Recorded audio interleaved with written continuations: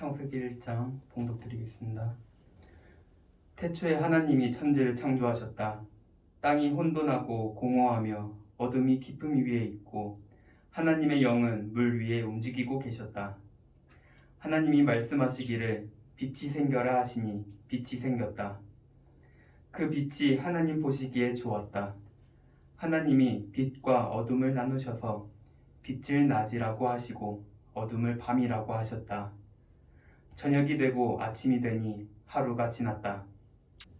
마가복음 1장 4절에서 11절 말씀입니다. 세례자 요한이 광야에 나타나서 죄를 용서받게 하는 회개의 세례를 선포하였다. 그래서 온 유대 지방 사람들과 온 예루살렘 주민들이 그에게로 나아가서 자기들의 죄를 고백하며 요단강에서 그에게 세례를 받았다. 요한은 낙타 털옷을 입고 허리에 가죽띠를 띠고 메뚜기와 들꿀을 먹고 살았다. 그는 이렇게 선포하였다. 나보다 더 능력이 있는 이가 내 뒤에 오십니다. 나는 몸을 굽혀서 그의 신발끈을 풀 자격조차 없습니다. 나는 여러분에게 물로 세례를 주었지만 그는 여러분에게 성령으로 세례를 주실 것입니다. 그 무렵에 예수께서 갈릴리 나사렛으로부터 오셔서 요단강에서 요한에게 세례를 받으셨다. 예수께서 물속에서 막 올라오시는데 하늘이 갈라지고 성령이 비둘기같이 자기에게 내려오는 것을 보셨다. 그리고 하늘로부터 소리가 났다. 너는 내 사랑하는 아들이다. 내가 너를 좋아한다. 아멘. 이는 우리에게 주신 하나님의 말씀입니다. 하나님 감사합니다. 오늘은 주현후 첫째 주일이라고 되어 있는데요. 이 주현절이라는 것은 주인주에 나타날 현, 우리 주님이 세상에 나타나심을 기념하는 그런 절기인데요. 오늘은 특별히 예수님이 세례를 받으심으로써 사람들에게 하나님의 아들로 이제 공개적으로 나타나신 것을 기념하는 그런 주일입니다. 화면을 잠깐 보시면은 이 교회의 달력이 있는데 교회의 달력은 두 개의 사이클로 되어 있습니다.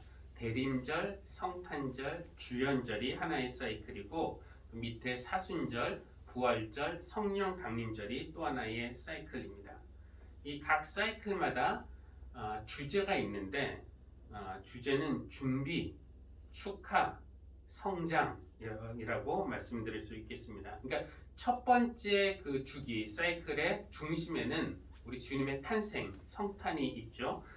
그래서 대림절기는 주님의 탄생을 준비하는 절기고 또 성탄절기에는 그것을 축하하고 주현절기에는 아기 예수와 함께 우리가 성장하는 것, 이것이 우리에게 주어진 신앙의 과제라고 할 수 있겠습니다. 그 두 번째 사이클의 중심에는 주님의 부활이 있고요. 사순절은 주님의 부활을 준비하는 기간이고 부활절기는 주님의 부활을 축하하는 절기이고 그리고 성령 강림절은 부활하신 예수님과 함께 우리가 성장하는 그런 절기라고 할 수가 있겠습니다. 그리고 이제 교회력의 각 절기마다 정해진 색깔이 있는데요. 여러분 화면에서 보시는 것처럼 이제 준비와 관련된 대림절과 사순절의 색은 보라색인데 그 이유는 무엇보다도 보라색은 회개의 색깔이기 때문에 그렇습니다. 우리가 회개함으로써 주님의 탄생 혹은 주님의 부활을 준비합니다. 그리고 이제 축하의 절기에는 예수 그리스도를 상징하는 하얀색을 사용하게 되는데요.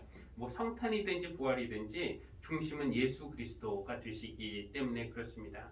그리고 이제 성장의 때인 주현절기와 성령 강림 절기는 초록색을 사용하는데 이 푸른 숲이 자라듯이 또 우리의 믿음이 숲처럼 푸르게 자라기를 바라는 마음으로 이 초록색을 사용하게 됩니다. 물론 이제 교회 절기에는 이렇게 빨간색도 있는데 빨간색은 1년에 하루 성령 강림절 당일에만 이제 사용을 하게 되는데 그때는 이제 빨간색을 사용하지만 그 외에도 뭐 안수식이라든지 뭐 취임식이라든지 이렇게 성령님의 역사를 강조하는 그런 주일에는 언제든지 빨간색을 사용할 수 있습니다. 제가 방금 설명드린 대로 하면은 오늘은 원래 주현절기여서 초록색을 사용하는 것이 맞지만 이 주현절기의 첫째 주일인 오늘과 또 마지막 주일, 올해는 2월 이제 중순쯤 될 텐데 주현절기의 마지막 주일은 하얀색을 사용하는데 그 이유는 각각 그날이 주님의 세례, 오늘이죠. 그리고 주님의 변모, 변화산에서 변화 대신 그것을 기념하기 때문에 하얀색을 사용하게 됩니다. 그래서 오늘 하얀색으로 이렇게 강단을 장식을 했고 그리고 또 이제 빨간색도 이 앞에 사용을 하게 됐는데 바로 성령님의 강림을 표현하기 위해서 이렇게 빨간색을 사용하고 있습니다. 그리고 앞에 세례를 받을 때 사용하는 물을 준비를 했는데요. 주님의 세례를 기념하면서 또 우리가 받은 세례를 감사하는 그런 시간을 갖기 위해서 그렇습니다. 누구나 한 번 태어나지만 생일은 평생 한 번만 축하하는 것이 아니라 해마다 생일을 축하하듯이 기독교인이라면 누구나 한 번 세례를 받지만 세례받은 것을 기념하고 기억하고 축하하는 것은 해마다 하는 것이 마땅한 일입니다. 우리는 생일을 통해서 부모님의 자녀가 되고요. 또 어머니의 태에서 줄줄이 태어난 사람들, 그런 사람들과 이제 형제 자매의 관계를 갖게 되죠. 마찬가지로 우리는 세례를 통해서 하나님의 자녀가 되는 것이고 또 하나님의 태에서 줄줄이 태어난 이들, 바로 저와 여러분, 또 수없이 많은 사람들인데 그들과 더불어 믿음의 자매 형제가 되는 것입니다. 우리가 세례를 받음으로써 이렇게 한 몸을 이루게 되었는데 그리스도 안에서 형제 자매 된 우리가 함께 우리가 받은 세례의 의미를 되새기고 또 서로의 세례를 축하해주고 그리고 앞으로 세례받을 이들을 격려하는 것은 너무나 당연한 일입니다. 그래서 오늘 설교 후에는 우리가 받은 세례를 다시 한번 기억하는 또 감사하는 그런 시간, 우리가 가끔 리마인드 웨딩 결혼식을 하듯이 리마인드 세례식을 하는 그런 다른 말로 하면 세례 언약의 갱신 그런 시간을 가질 예정입니다. 아무쪼록 여러분이 오늘 말씀을 듣고 또 세례를 갱신하는 그 예식을 행하는 동안에 우리 안에서 세례의 그 감격과 기쁨이 되살아나기를 바라고 또 앞으로 세례 받으실 분들에게는 세례에 대한 기대감이 생기기를 바랍니다. 어머니의 뱃속에서 6개월 이상 있었던 세례자 요한, 세례자 요한이 아직 태중에 있을 때죠. 근데 예수님을 임신한 마리아가 엘리사벳을 방문했을 때 어머니의 태중에 있던 요한이 기뻐 뛴 것을 우리가 성탄절기에 들은 적이 있습니다.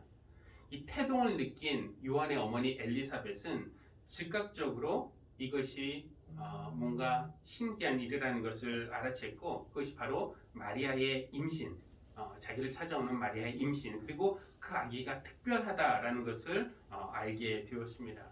그래서 나이가 많은 엘리사벳이 어린 마리아를 향해서 마리아야 어서 와라 이렇게 인사하지 않고 내 주님의 어머니께서 어떻게 이렇게 오셨습니까 하면서 아주 극존칭을 사용하면서 환영을 했습니다. 요한이 태 안에서 움직인 것은 그냥 우연이겠지라고 생각할 수도 있었지만 엘리사벳은 그렇게 생각하지 않았습니다. 자기의 태중에 있는 아기 요한이 마리아의 태중에 있는 주님을 알아보았다. 그래서 기뻐 뛴 것이다. 이렇게 이해했던 것이죠. 나중에 세례자 요한이 성인이 되어서 예수님을 다시 알아보는 그 장면이 오늘 마가복음 본문에 등장을 합니다. 성장한 요한의 활동 무대는 광야였습니다. 광야에서 죄를 용서하는 회개 세례를 선포하고 있었는데 화면 한번 보여주시면요. 오늘 1절 말씀에서 그래서 온 유대 지방 사람들과 예루살렘 주민들이 그에게로 세례자 요한에게로 나가서 자기들의 죄를 고백하며 요단강에서 그에게 세례를 받았다라고 했습니다. 그러니까 세례 요한이 준 세례는 회개의 세례였습니다. 근데 요한은 사람들을 향해서 이렇게 설교를 하는데 뭐 점잖게 돌려가면서 이렇게 말하지 않았습니다. 그의 말은 날카롭고 직선적이었어요. 우리가 오늘 본문에는 없지만 마태복음에 보면은 독사의 자식들아, 누가 너희에게 다가올 징벌을 피하라고 일러주더냐. 회개할 만한 열매를 맺어라. 그냥 말로만 회개한다고 하지 말고 진짜 변화된 삶을 너희가 보여줘라. 회개할 만한 열매 맺지 않는 나무는 다 찍어서 주님이 불에 태워 버리실 것이다. 이렇게 말씀합니다. 그의 말이 무섭고 날카로웠지만 그 모습이 옛날 위대한 예언자 엘리야를 많이 닮았기 때문에 사람들은 죽지 않고 하늘에 들려 올려진 엘리야가 다시 오신 것이다 라고 생각하는 사람들도 있었고, 또 마침 메시아를 고대하는 사람들이 많았기 때문에 세례 요한이 바로 오실 그 메시아다 라면서 그를 높이고 추종하는 사람들도 꽤 많았습니다. 근데 사람들은 그를 높이려고 했지만 요한은 자기를 높일 생각이 전혀 없었습니다.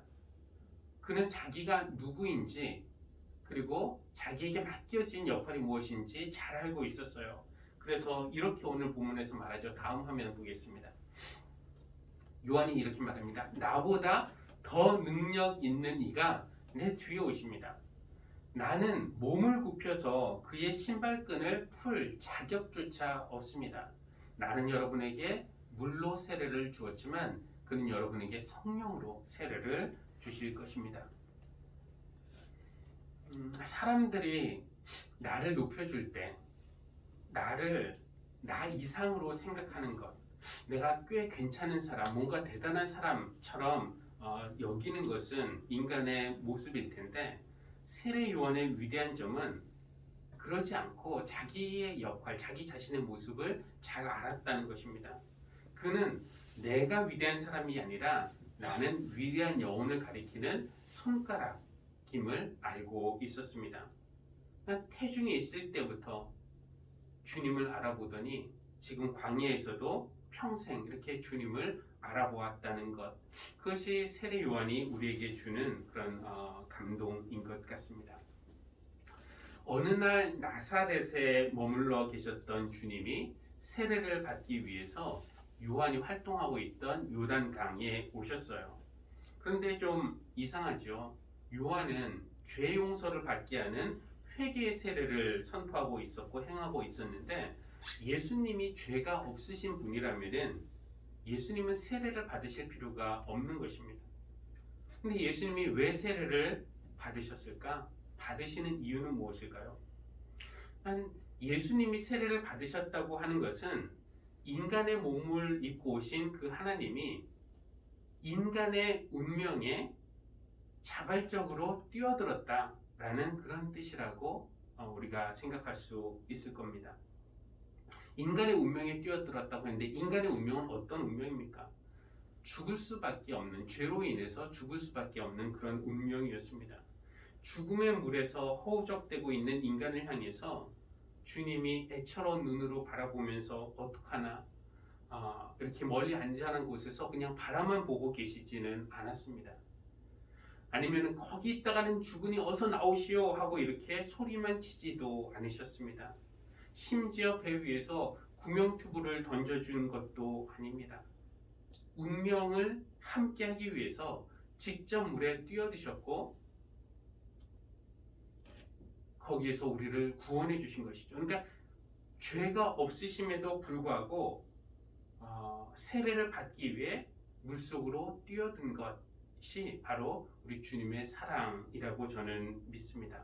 이 요한이 예수님에 대해서 나보다 위대한 분, 나보다 더 크고 능력 있으신 분이라고 하면서 나는 몸을 굽혀 그의 신발끈을 풀 자격조차 없다라고 했는데, 세례 요한도 위대한 사람이지만 예수님이 더 위대한 이유는 무엇일까요? 요한은 어떻게 보면 세상을 향해서 당신들 그렇게 하는 것은 죄다, 용기 있게 말했습니다. 소위 힘있다라고 하는 사람들 눈치 보지 않았습니다. 자유로운 영혼이었어요. 그들의 죄를 고발했고 또 회개하고 회개에 알맞는 열매를 맺으라면서 그 잘못된 길로 가고 있는 사람들을 돌이키는 역할을 했던 사람이었습니다. 요한이 그런 사람이었다면 예수님은 어떤 사람이었는가? 예수님은 그런 외침은 없었지만 그 죄인들이 죽어갈 수밖에 없는 그 세상에 뛰어드신 분. 그래서 그들의 운명을 당신의 운명으로 받아들이시고 그들과 운명 공동체가 되기로 스스로 선택하셨기 때문에 어쩌면은 요한은 예수님이 나보다 훨씬 더 위대한 분이다 이렇게 말했는지도 모르겠습니다. 하나님이 예수님을 기뻐하신 이유는 아마 그런 마음 때문일 것입니다.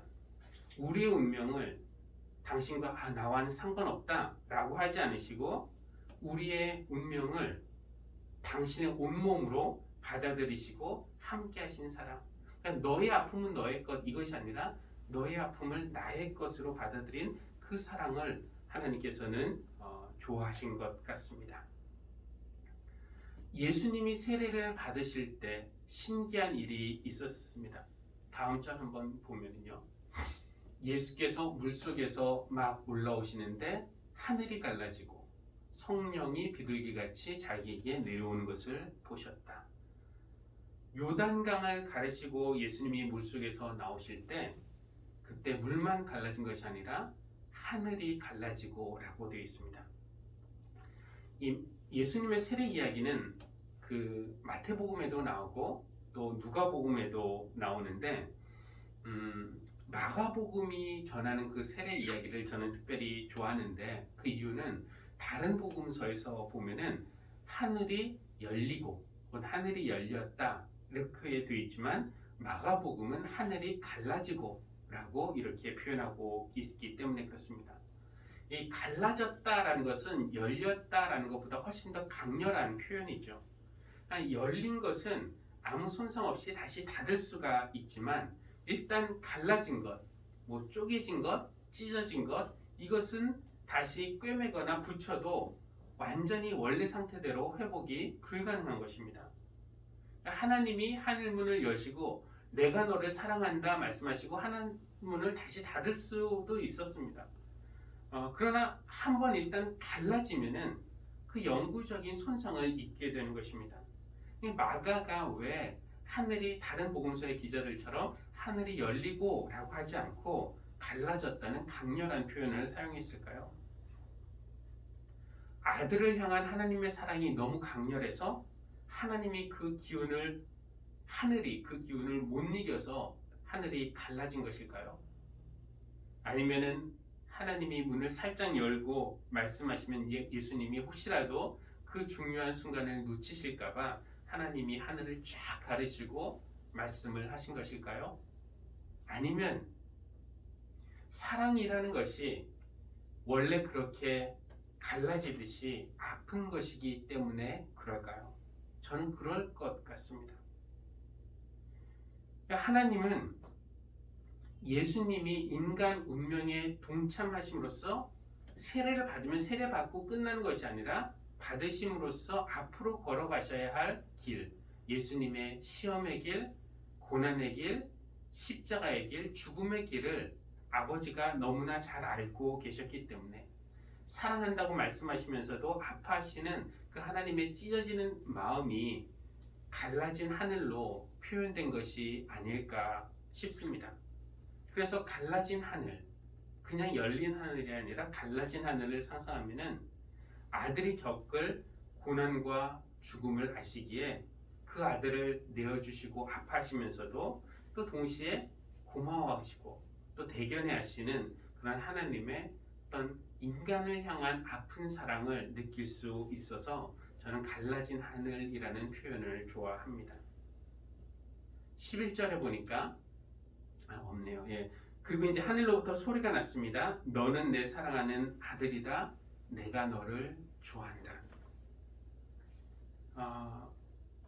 정말 좋은 것은 하나님이 예수님에게만 저 말씀을 해주시는 것이 아니라 세례를 받으러 나오는 모든 사람들, 우리 모두에게도 하나님이 하늘을 가르시고 같은 말씀을 해주신다는 것입니다.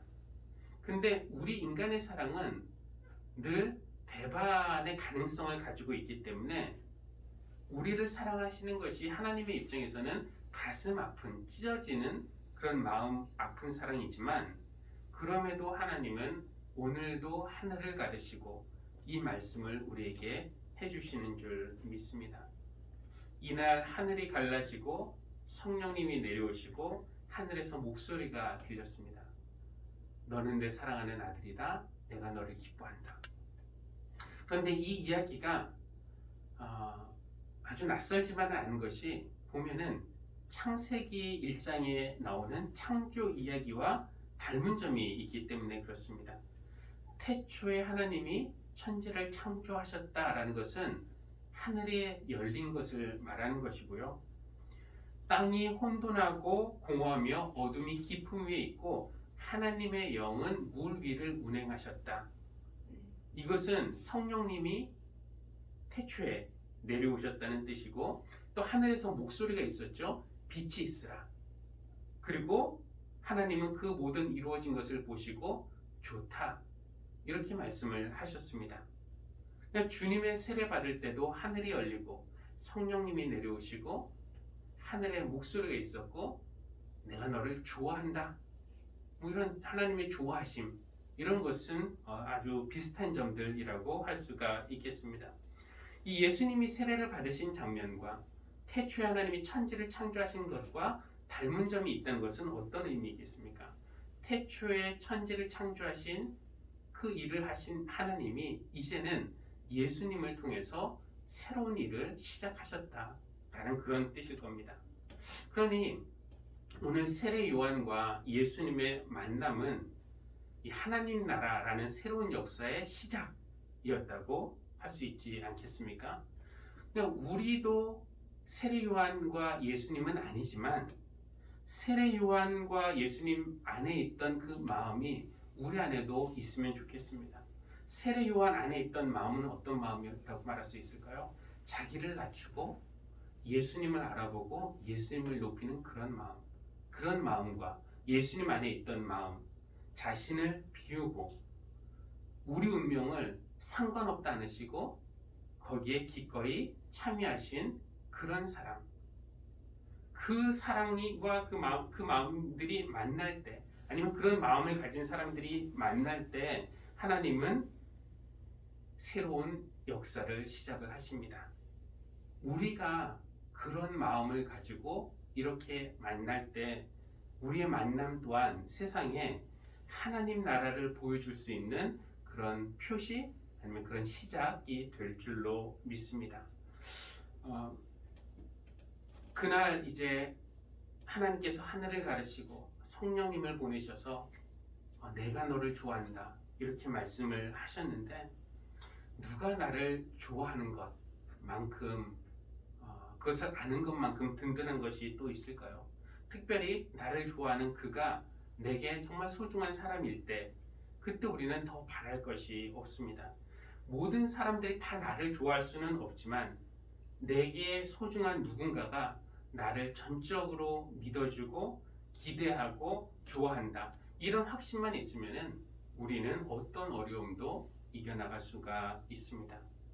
태초에 혼돈과 어둠의 물 위에 움직이셨던 그 성령님, 그리고 또 주님 세례 받으실 때 임하셨던 성령님이 오늘 이 시간에도 여러분에게 임하셔서 내가 너를 좋아한다, 이렇게 말씀하시는 그 하나님의 음성을 여러분이 마음으로 듣고 또 믿고 그 확신을 가지고 사시기를 주님의 이름으로 축복합니다.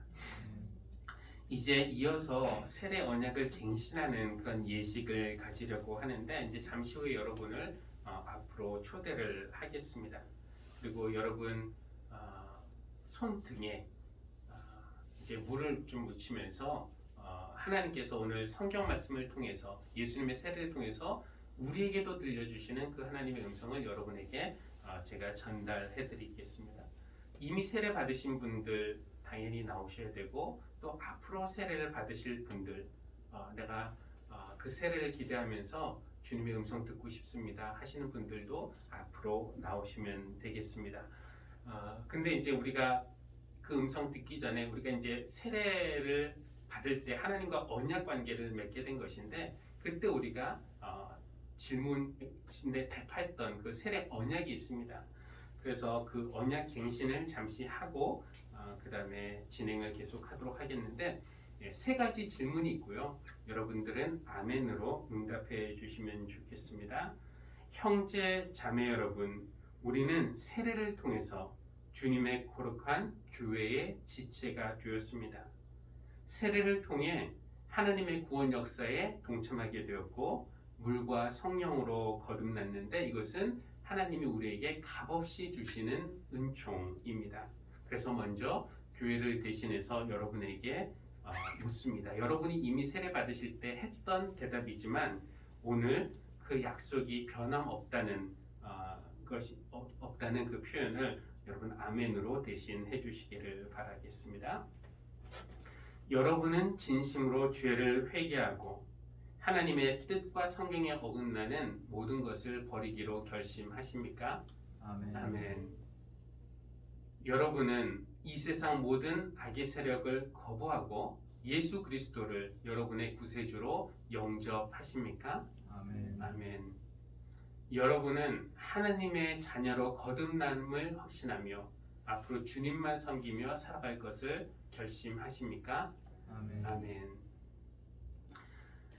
오늘 이렇게 물을 사용을 합니다.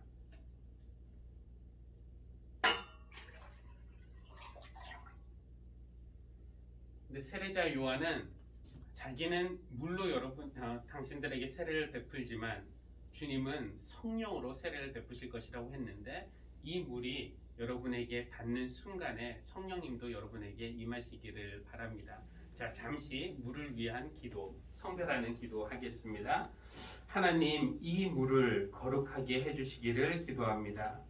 성령님의 능력이 이 물 위에 임하셔서 받은 세례를 기억하고 또 받을 세례를 기대하는 모든 이들의 죄를 깨끗하게 씻어주시고 구원의 감격 회복시켜 주시고 새 사람으로 변화되게 해주십시오.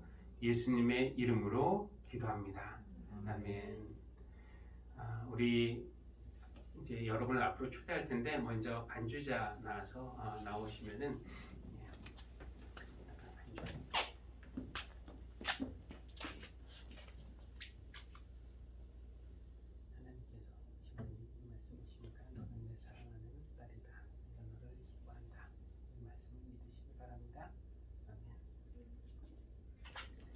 나의 안에 거하라. 우리 찬양하면서 가사를 아시는 분들 조용한 목소리를 찬양하시면서 이쪽에서 한 분씩 앞으로 나와주시면 좋겠습니다.